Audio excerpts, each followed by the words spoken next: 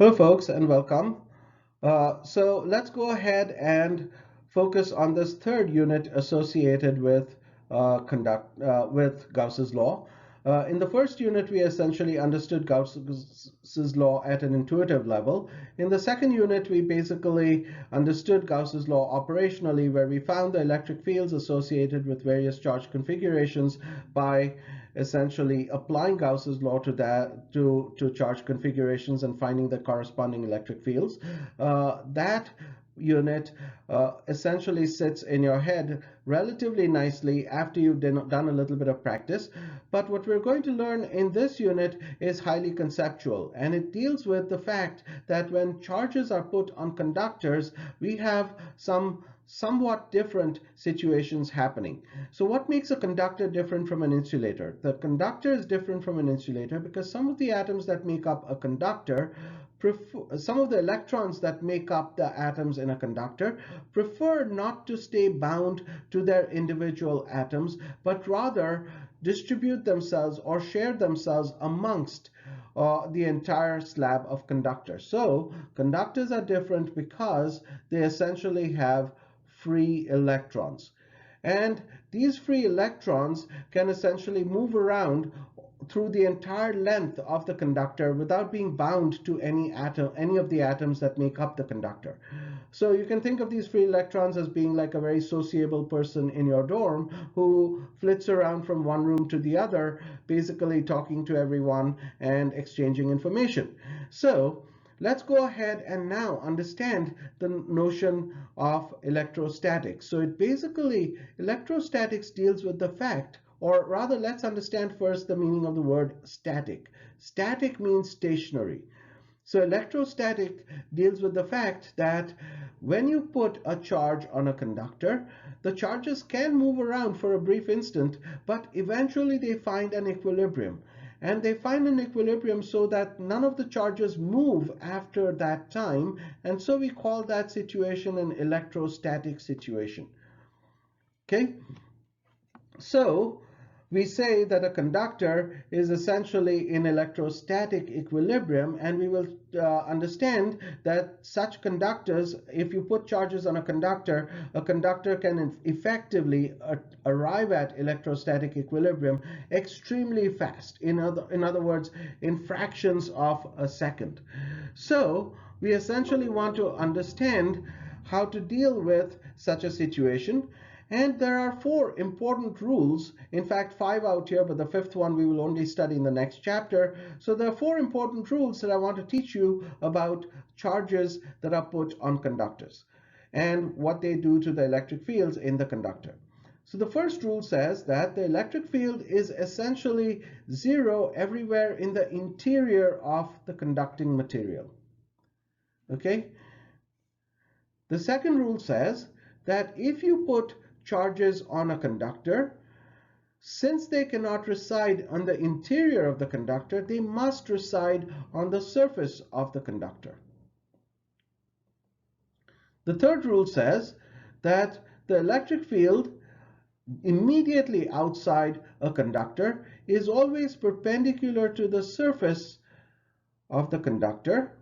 And the fourth rule says that if the local surface charge density is sigma, then the local electric field immediately outside of a conductor has a magnitude given by sigma over epsilon naught. So let's go ahead and in the next several transparencies emphasize these four rules, and we'll pick up on the fifth rule, which you see out here in the subsequent chapter. So let's go ahead and ask what happens if you have a uniform electric field that is shown on the right. So imagine, if you like, that initially this slab is not present and you just have a uniform electric field making horizontal lines. Okay? Now, this slab, this gray slab that is shown to you, is in fact a conducting slab, and therefore imagine that this conducting slab is inserted in this region out here. For a very brief instant, this conducting slab will indeed have an electric field in this direction. But ask yourself what it will do to the negatively charged electrons that are present inside this conductor. The answer is that it will essentially give these negatively charged electrons a force that is oriented to the left. That will essentially cause, so this is the force and this is the electric field. And that will essentially cause the electrons to flow to this boundary and go and reside on this boundary. That way, you will have a negative surface charge density immediately set up at the left boundary of this conductor and a positive surface charge density set up at the right boundary of the conductor.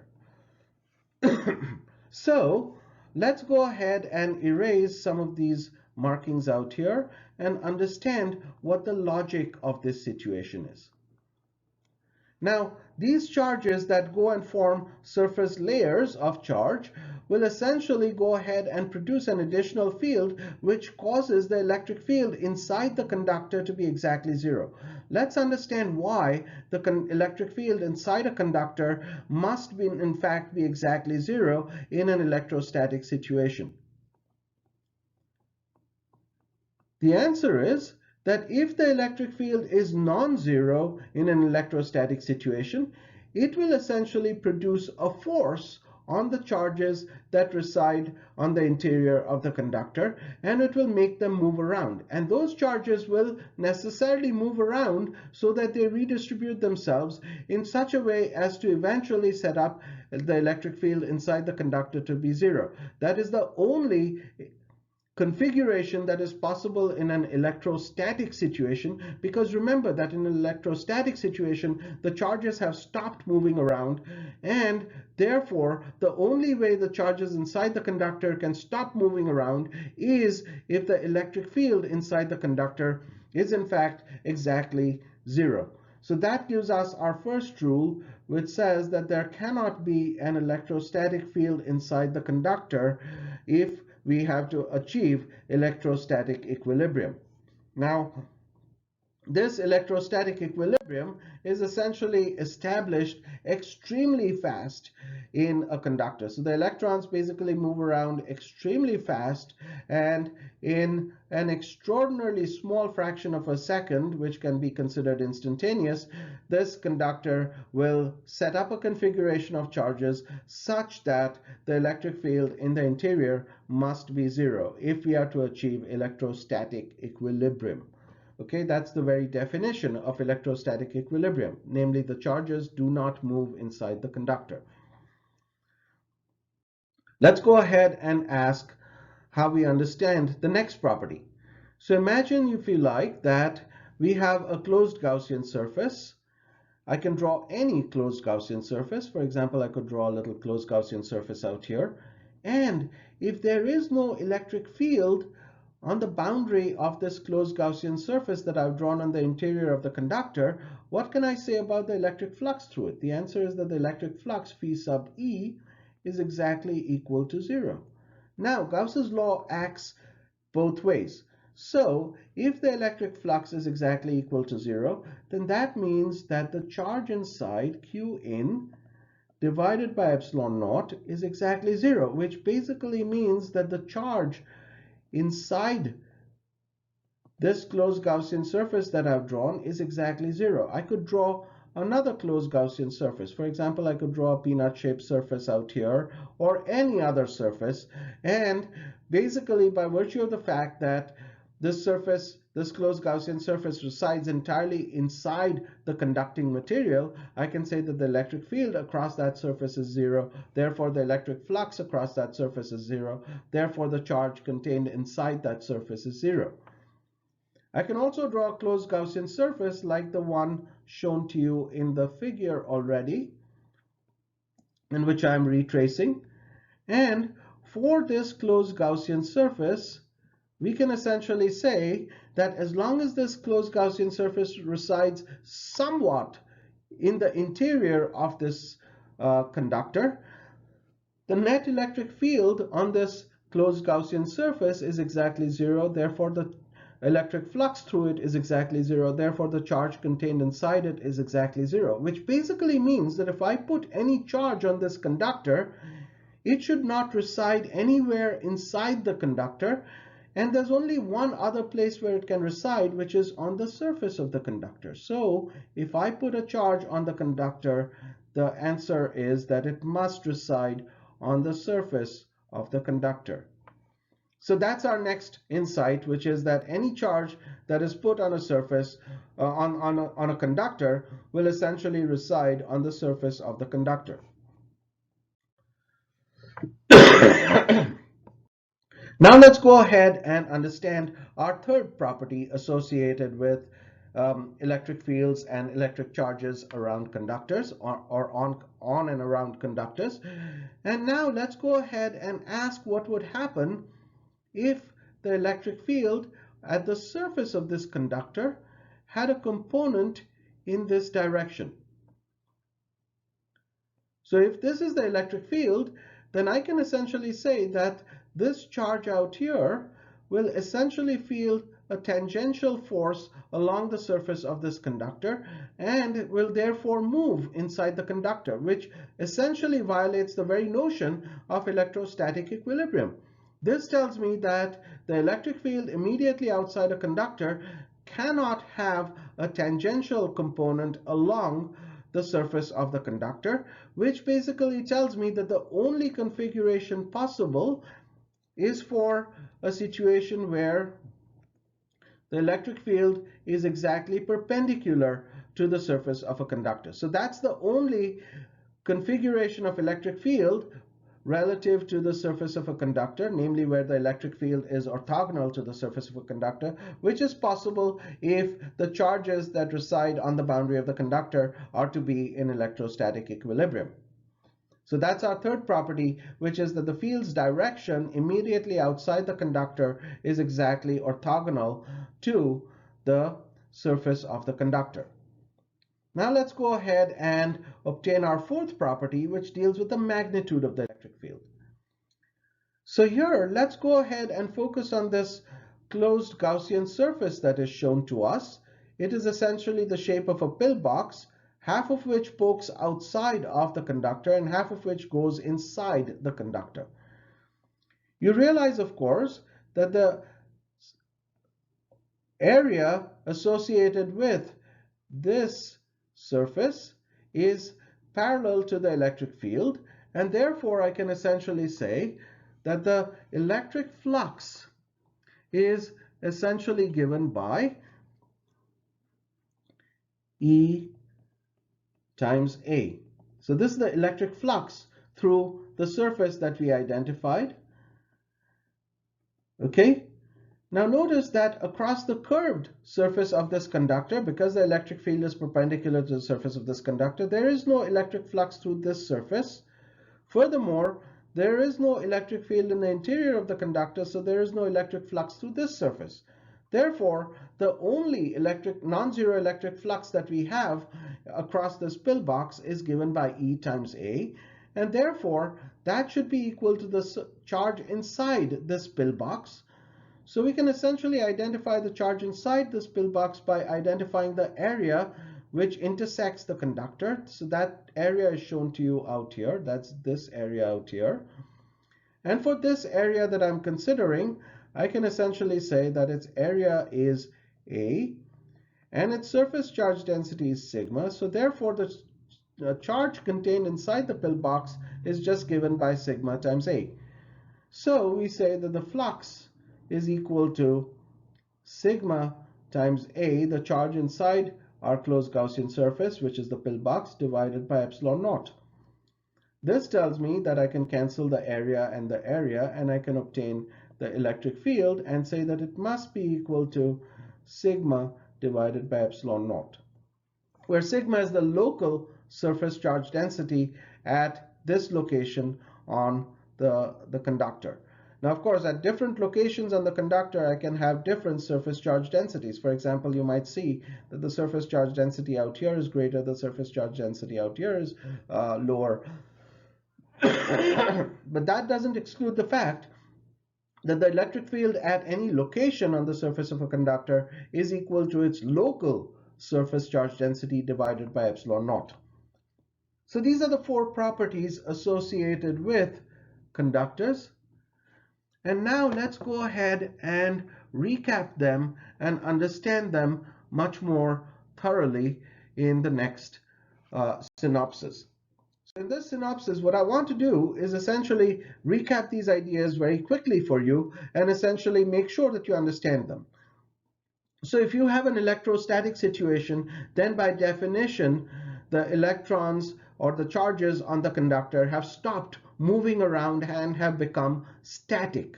In such a situation where you have electrostatic equilibrium, there cannot be any further forces on the charges that are in the interior of the conductor, and that means that the electric field in the interior of the conductor must be zero. Okay, so that gives us the first insight that the electric field in the interior of a conductor must in fact be zero. Now, if you put charges on a conductor and the electric field in the interior of a conductor is zero, then you can choose to draw any or an infinitude of Gaussian surfaces in the interior of the conductor, just as we did before, and prove that the flux through those surfaces must be exactly equal to zero. That tells us that the only other place that the charges can reside is, if not on the interior, then on the surface of the conductor. We also understood that the electric field must be perpendicular to the surface of the conductor, and this is shown to you in the mnemonic out here, where I've essentially shown the electric field at each location to be perpendicular to the surface of the conductor. And then we also understood that by drawing this little pillbox, as it were, we also understood that the electric field immediately outside the conductor is equal to the surface charge density divided by epsilon naught. So this little mnemonic out here essentially gives you, essentially helps you to remember the four laws, which basically say that, first of all, focus on the green Gaussian surface and realize that the electric field on that closed Gaussian surface is exactly zero. Therefore, the flux through that closed Gaussian surface must be exactly zero, which essentially tells you that the charge inside that closed Gaussian surface is exactly zero, which basically tells you that the electric charges reside on the exterior or on the surface of the, I'm sorry, not on the exterior, but on the surface of the charge, exactly as shown in the mnemonic. We also understood that the electric field is zero inside the green closed Gaussian surface shown out here. So the electric field is zero inside the Gaussian surface. The electric field is perpendicular to the surface, and the electric field, the magnitude of the electric field is obtained by drawing this little pillbox. So for exam purposes or whatever, please go ahead and memorize this little mnemonic, which will actually help you to get insights. With that, let's move on. Let's go ahead and try to solve a problem that involves conductors and charges that have been put on conductors. So in the first problem that we have out here, we're told that we have an insulating red sphere out here. This sphere has a charge of Q and it has a radius of little a. Okay? Whereas to find the electric field inside this insulating sphere, we're also asked to find the electric field at this location number 2, which is between the insulating sphere and the blue conducting shell that you see outside of it. So this blue shell is actually a shell that is made completely of a metallic conductor. The third question that we've been asked is to actually find the electric field somewhere inside, in the interior of this conductor, and to show that that electric field is exactly zero. The fourth question that we've been told is that this conductor initially had a charge of -2Q, and we're asked to find where this charge of minus 2q would reside once the insulating sphere is immersed inside the conductor. So let's go ahead and focus on those 4 questions. So to answer the first question, we have to find the electric field in the interior of this insulating sphere, and we realize that our charge density rho is just equal to the charge of the sphere divided by 4 over 3 pi a cubed. Okay, we can also go ahead and, since we were asked to find the electric field at location 1, we can draw essentially a closed Gaussian surface like this one out here. And we realize that the electric field, if it is present, must be radially oriented. And therefore, we can actually go ahead and say that we can find the electric flux phi sub E through that sphere. Now, we all know how to do that. It is just equal to the electric field times 4 pi times r squared, where r is, in fact, the radius associated with the closed Gaussian surface that we have picked. We can therefore find the charge inside this closed Gaussian surface by saying that Q inside is essentially equal to the surface charge, is equal to the charge density, the volumetric charge density, I'm sorry, times the volume contained inside our closed Gaussian surface, which is just given by 4 over 3 pi r cubed. And so we can go ahead and substitute for rho from here, and we obtain Q divided by 4 over 3 pi a cubed times 4 over 3 pi r cubed. And we cancel off pi, and 4 over 3 and 4 over 3, and we can write this charge very simply as Q divided by a cubed times r cubed. So now we can assert Gauss's law for r less than little a, which is for the interior of the sphere, and we can say that E times 4 pi r squared is actually equal to the charge inside that we have just identified divided by epsilon naught. So that's equal to Q divided by epsilon naught a cubed times r cubed. So we cancel off one factor of r squared from both sides, and we bring the 4 pi to the denominator, and this tells us that the electric field is essentially equal to Q divided by 4 pi epsilon naught times r divided by a cubed. And we can actually write this as K times Q times r divided by a cubed. Okay? Now let's go ahead and focus. So here we were essentially focusing on location 1. Now let's focus on location 2. If we're focused on location 2, the blue Gaussian surface has already been drawn for us out here, and we can essentially ask, what is the electric flux through it? The answer is that the electric flux is just equal to E times 4 pi r squared, where now the radius r is this radius out here. Okay? That should be equal to the charge inside, which is essentially the charge on the insulating sphere, divided by epsilon naught. And this tells us that the electric field, if we bring the 4 pi r squared to the denominator, is equal to Q divided by 4 pi epsilon naught times r squared. This can be written as K times Q divided by r squared, which is just the electric field that we would obtain if we concentrated all of the charge at the center of the sphere. So that's a little insight that is worth having. Now let's go ahead and focus on location number 3.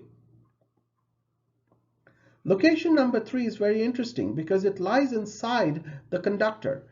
If location number 3 lies inside the conductor, then we know that in an electrostatic situation, the electric field inside the conductor must be 0 by definition. Therefore, we can essentially draw a closed Gaussian surface like so out here that resides entirely inside the conducting shell. And we can say that if the electric field existed, it would only be radially oriented, but the electric field inside the conductor must be equal to 0. Therefore, the flux through that surface, phi sub E, is essentially equal to 0. That tells you that the total charge inside Q in divided by epsilon naught is also exactly equal to 0. Remember that Gauss's law not just works in one direction, but it also works in the other direction. So it tells us that the total charge contained within this closed Gaussian surface that we've drawn at location 3 is essentially equal to 0. What does that mean? It basically means that if you have a charge of plus Q on the insulating red sphere, then you must have a charge of minus Q somewhere inside the closed Gaussian surface that we have drawn out here. The only way you could have some charges is if there was an amount of charge given by minus Q residing on the interior surface of this conducting shell. So this tells us that the interior surface of this conducting shell must absolutely have a charge of minus Q, which balances off the charge plus Q that resides on the insulating sphere. But notice that we started with a total charge of minus 2Q, which basically means that if a charge of minus Q resides in the interior surface of the conductor, then a charge of minus Q should also reside on the exterior surface of the conductor. So this tells us that we can now go ahead and find the electric field anywhere outside of this entire configuration by essentially drawing a closed Gaussian surface like the one that we're drawing right now. And for this closed Gaussian surface, we can essentially say that the electric field out here can be obtained by saying, so this is at location number 4 outside of the entire configuration, the electric field times 4 pi r squared should equal the total charge inside. And that total charge inside, if we count it up, is plus Q on the insulating sphere, minus Q on the inside bound surface of the conductor, and minus Q on the outside surface of the conductor, which means a total charge of minus Q, plus Q, minus Q, minus Q, which is a total of minus Q, divided by epsilon naught. So it tells us that the electric field in the exterior region, in the region 4, is essentially equal to minus Q divided by 4 pi epsilon naught times r squared in the denominator. So this is actually equal to minus kq divided by r squared. So now we've obtained the electric field at all locations in this configuration, and now we can go ahead and ask, what is the electric field at all these locations? That is kind of encapsulated for us out here. And we can actually go ahead and say that we want to plot out the electric field at all these locations. So let's go ahead and do exactly that. So let's plot out the electric field as a function of radius. So out here, I have the radius r is equal to a. Out here, I have the radius r is equal to b. Out here, I have the radius r is equal to c. And then I have radii outside of that. Inside the insulator, I know that the electric field rises linearly with r. So I can actually go ahead and say that I have a straight line for the electric field out here. In the interim region, namely in region number 2, I know that the electric field falls off as 1 over r squared. So I have an electric field that is falling off. Let me draw it again, just to emphasize the 1 over r squared aspect. So the electric field is probably going like this. between R is equal to B and R is equal to C, I know that the electric field is dead zero. So this is my electric field at R is equal to, between R is equal to B and R is equal to C. And then for the electric field at location 4, I know that it is given by minus kq divided by r squared. And so I can actually go ahead and say that that electric field is like this. And so this gives me a plot of the electric field as a function of radius for this configuration. Now let's go ahead and focus on this next problem. This next problem is a replay and an extension of what we have studied in the previous unit.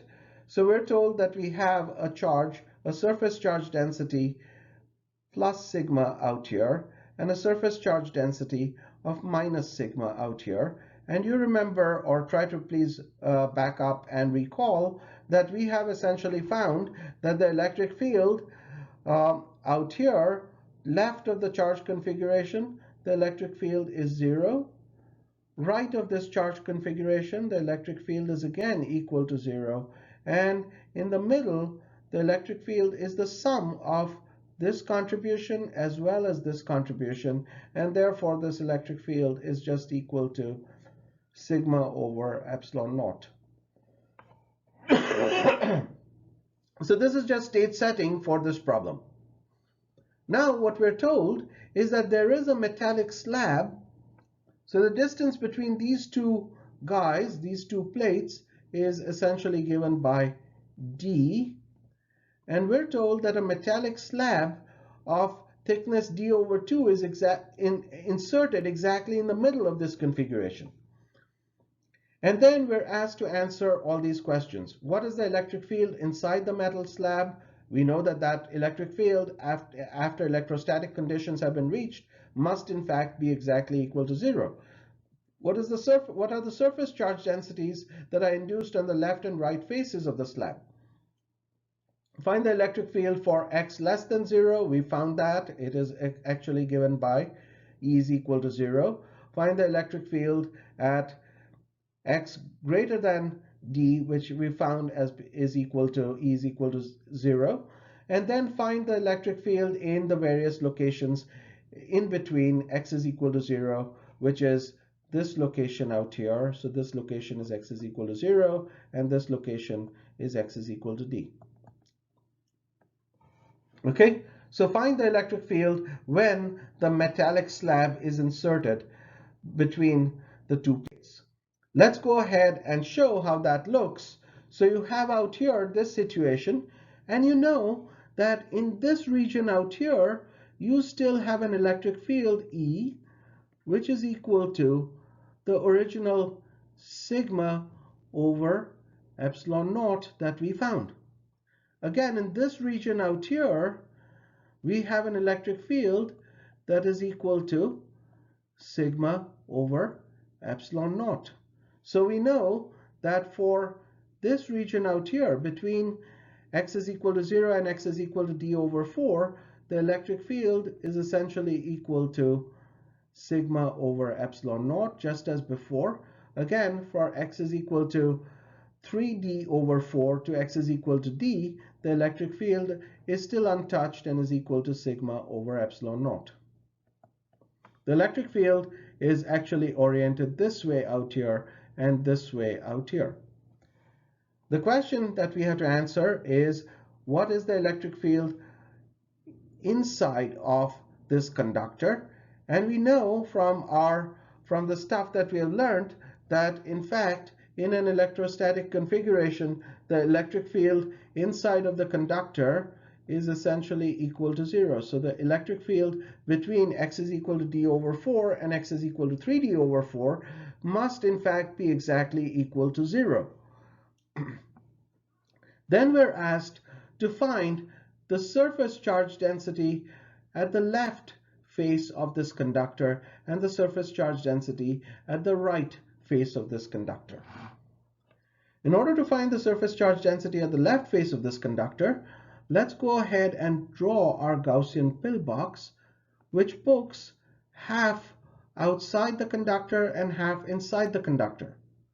We know that on the curved surface of this pillbox, the electric field is exactly zero because the electric field is horizontal. On this surface of the pillbox, in the part of the pillbox that is buried inside the conductor, the electric field is zero, therefore the flux through that surface is zero. So the only electric flux that we could have is on this face of the pillbox, which is in fact a negative flux, because you realize that the outward pointing normal is in this direction and the electric field is in the opposite direction. So we can say that the flux at the left face of the conductor is given by phi sub E, which is equal to minus of E, the electric field, times A, the area of the circular cap of the pillbox that we have just set up. Now that should be equal to the charge contained inside this pillbox, and realize that the only way we can have zero electric field inside the conductor is if surface charges establish themselves at the left boundary and the right boundary of the conductor. So at the left boundary of the conductor, let there be a surface charge density sigma. Then if we focus on the area that is intercepted, we say that this is actually equal to sigma on the left times A divided by epsilon naught. That's just our assertion of Gauss's law. And that tells you that A and A can be cancelled. And in place of E, we will put sigma over epsilon naught. So we have minus sigma over epsilon naught is equal to sigma L over epsilon naught, where sigma L is the surface charge density on the left face of this conducting slab that we have just inserted. This tells us that sigma L is equal to minus of sigma, where sigma is the original positive charge on this red plate and minus sigma is the original negative charge on this on this blue plate. I'm sorry, I should have said surface charge density rather than surface charge. Now we can do the same game and do it for a pillbox that juts out on the right face of this conductor. And now it's easy to see that the electric field out here is pointed to the right. The area is also pointed to the right. And so the electric flux phi sub E is equal to E times A in this case. And that is equal to the surface charge density sigma R on the right face of this conductor that we're considering times A divided by epsilon naught. A and A again cancels, and for E I can again put sigma over epsilon naught. So I have sigma divided by epsilon naught is equal to sigma R divided by epsilon naught, which basically tells us that sigma R is equal to plus sigma. I'm sorry, I should have put sigma L is equal to minus sigma and sigma R is equal to plus sigma. So this tells us exactly how we can find the surface charge densities on the left and right faces of this conducting slab that has been inserted between these two parallel plates with equal and opposite charge surface charge densities. So with that, let's move forward. Now we're essentially going to do a whole set of conceptual questions. The first conceptual question tells us that we have a conducting shell. That's the pink or purplish kind of thing that is shown, a magenta thing that is shown to you out here. And initially the conducting shell has zero charge. There is a charge of plus Q that is inserted somehow at the center of this conducting shell. The question is, what happens to the charges on either interior and exterior surface of this conducting shell? The answer is that to find that, let's focus on the left situation. We realize that we can draw this closed Gaussian surface that is shown to us out here. Because this closed Gaussian surface resides entirely inside the conductor, the flux through this closed Gaussian surface must in fact be exactly equal to 0. Therefore, the total charge contained inside this closed Gaussian surface must in fact be exactly equal to 0. And if there's a charge q plus q contained at the center of this closed Gaussian surface, then the only conclusion has to be that a charge of minus q resides on the interior surface of this conducting shell. Now, the conducting shell was initially uncharged.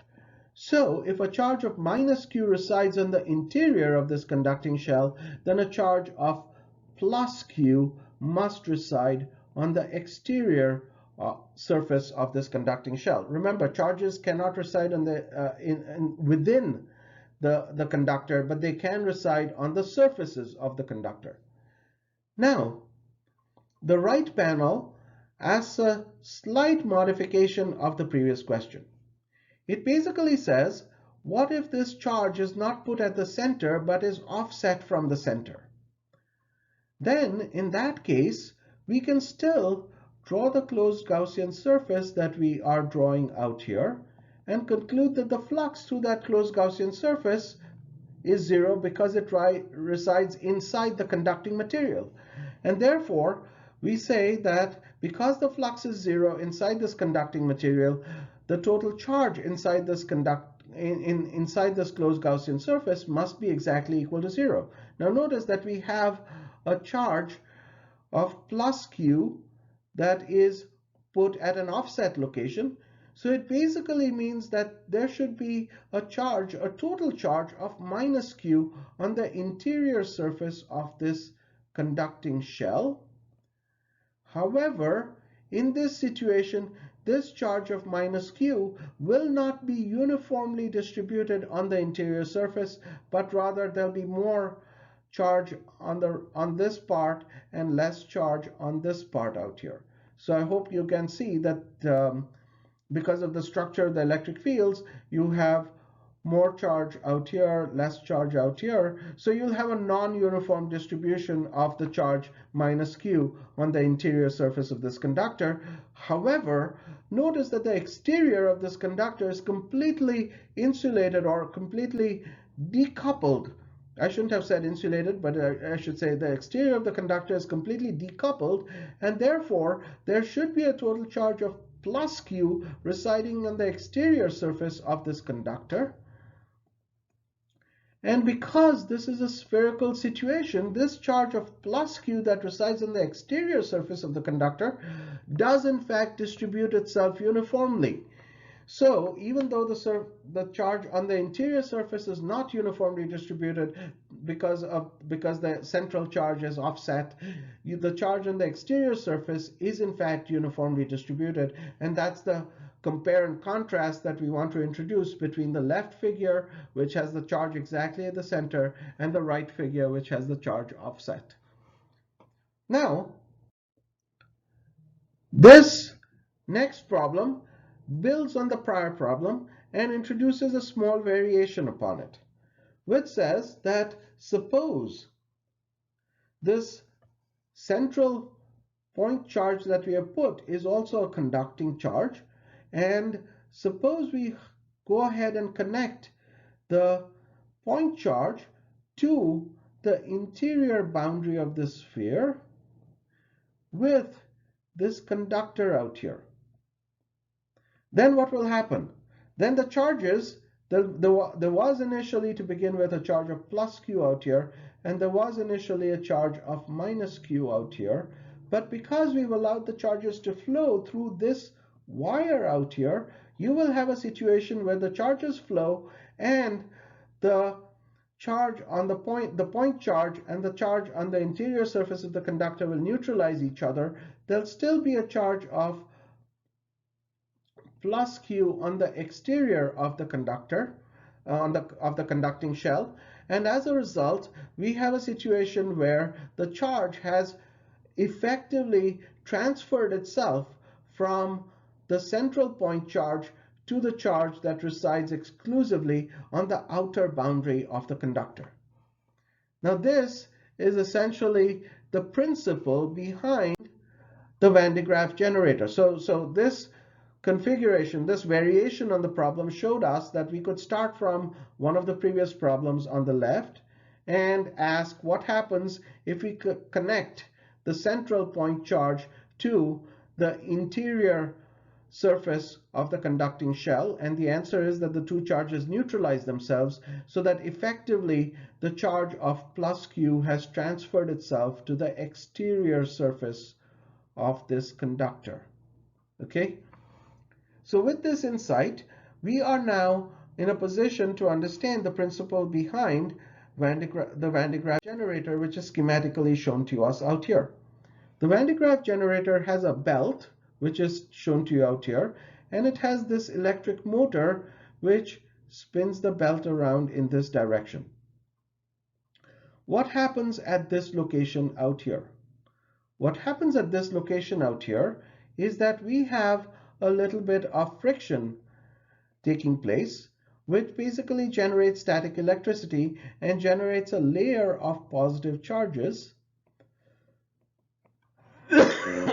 And because this belt is going up in this direction, this layer of positive charges is taken inside this metallic dome that is shown at the top.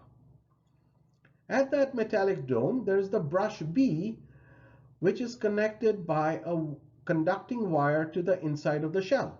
Now notice that any charge that resides inside of the shell, if it's given a conducting trajectory or a trajectory through a conductor, will go ahead and transfer itself to the outside of that conducting configuration. So the charges that come to the positive charges that come to this location out here are picked up by the brush B, which is this guy out here, and conveyed via metal conductor to this metallic dome. And so the belt is then left uncharged and comes back as an uncharged belt when it moves downwards. And of course, we're ready to return the cycle and send more charge into the metal dome of the Van de Graaff generator. So in class, we'll try to essentially open up a Van de Graaff generator and verify that the way it works is exactly as shown in this schematic diagram, but it actually allows us to understand why the Van de Graaff generator works the way it does. And since the Van de Graaff generator is also going to be one of your labs, it allows you to have a better familiarity with the workings of a Van de Graaff generator. With that, we introduce just one small variation, which is this one out here. Namely, imagine if you like that we had an initially non-conducting, imagine if you like that we had an initially conducting shell, and we have placed this positive point charge in the center. Now, if we go ahead and ground out the exterior surface of the conducting shell, like shown out here, then what will happen? Then the answer is that we can still pick this closed Gaussian surface that I'm just drawing, and which is shown to you in the figure, and claim that the electric flux through this closed Gaussian surface is zero. Therefore, if we've inserted a charge of plus q in the center, we will have a charge of minus q in the inside surface of this conducting shell. However, the charge of plus q, which originally could have been there on the outside surface of this conducting shell, will go right through this conducting wire and into the earth, and therefore you'll be left with a situation where there's no charge on the exterior surface of the conductor.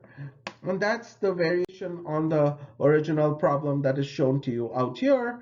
So this just shows you what happens when you have the original problem that we were discussing, and we put the variation that we actually go ahead and connect the outer boundary of the conductor of the conducting shell to the ground. What happens then? And that's what's shown to you out here.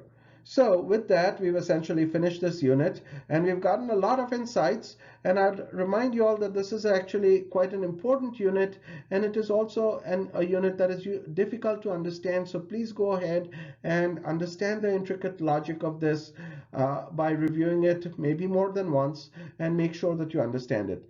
Thank you very much, and see you all in the next class. Thank you.